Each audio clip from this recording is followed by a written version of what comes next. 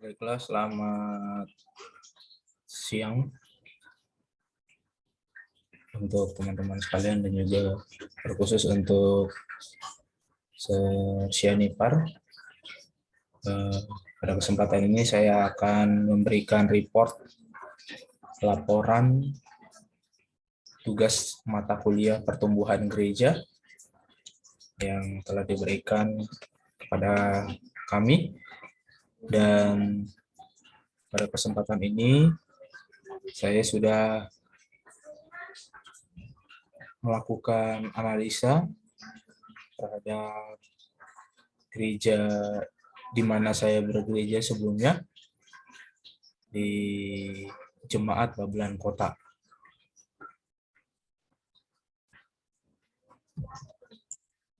Untuk sekedar informasi, berikut adalah lokasi daripada gereja kami yang bertempat di Gang Taufik RT 022 RW 003 Babelan Kota, Kecamatan Babelan, Kabupaten Bekasi, Jawa Barat. Sekedar informasi, gereja kami ini sudah berdiri kurang lebih dari 10 tahun dan sudah diorganisir, dan puji Tuhan gereja kami salah satu gereja yang mendapat izin untuk mendirikan tempat ibadah di lokasi di mana gereja kami saat ini berdiri. Oleh karena memang lingkungan di sekitar kami adalah lingkungan yang didominasi oleh masyarakat mayoritas beragama Muslim, sehingga sebenarnya untuk pendirian jemaat ataupun pendirian gereja, rumah ibadah itu sangat sulit. Tapi puji Tuhan, gereja kami bisa berdiri di sana. Berikut data yang saya peroleh dari Sekretaris Jemaat. Kebetulan saya mendapat data mulai dari 2017 hingga 2020 sebagai berikut. Jadi untuk perkembangan pencatatan anggota yang ada di gereja Jemaat Babelan Kota ini, di 2017 ada 60 yang terdaftar di ACMS, kemudian 2018 ada 63, 2019 ada 64, dan 2020 65. Dengan jumlah baptisan di 2017 itu ada 3, kemudian di 2018 ada 2, di 2019 ada 2, dan 2020 1 jiwa yang dibaptiskan. Untuk jumlah anggota yang masuk 2017 tidak ada, 2018 1 anggota berpindah keanggotaan, 2019 tidak ada, dan 2020 tidak ada. Sedangkan jumlah anggota keluar 2017 tidak ada, 2018 ada anggota yang berpindah keanggotaan, 2019 juga ada 2 anggota jemaat kami yang berpindah keanggotaan, dan 2020 tidak ada. Untuk anggota yang murtad, puji Tuhan tidak ada. Sedangkan 2017 hingga 2020 jumlah anggota yang meninggal juga tidak ada.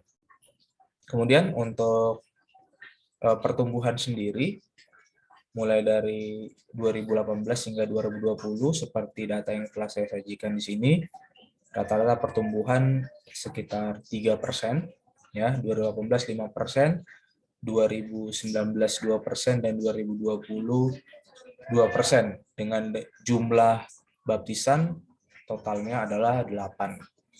Untuk kegiatan dilakukan sendiri, sebagian besar jumlah baptisan yang kami peroleh itu hasil dari KPA dan KKR yang dilaksanakan baik di wilayah maupun jemaat, ya.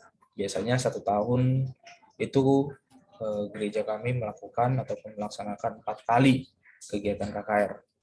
Kemudian untuk KPA itu hanya ada 1 kumpulan KPA saja.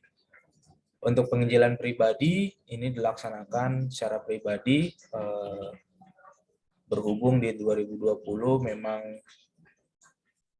ada corona, ya. dan ini cukup menghambat untuk kegiatan-kegiatan perkumpulan. Nah, itulah sebabnya penginjilan pribadi lebih dikedepankan untuk menjangkau calon-calon baptisan. Kemudian untuk penginjilan pribadi ini juga dilakukan oleh anggota namun dibantu oleh pendeta. Ya, dalam hal ini pendeta akan menolong untuk memberikan pembelajaran Alkitab untuk mendukung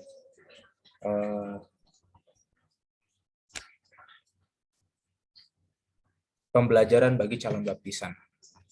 Kemudian untuk grafik pertumbuhan keanggotaan jemaat Babelan Kota sendiri seperti yang bisa ditampilkan di layar,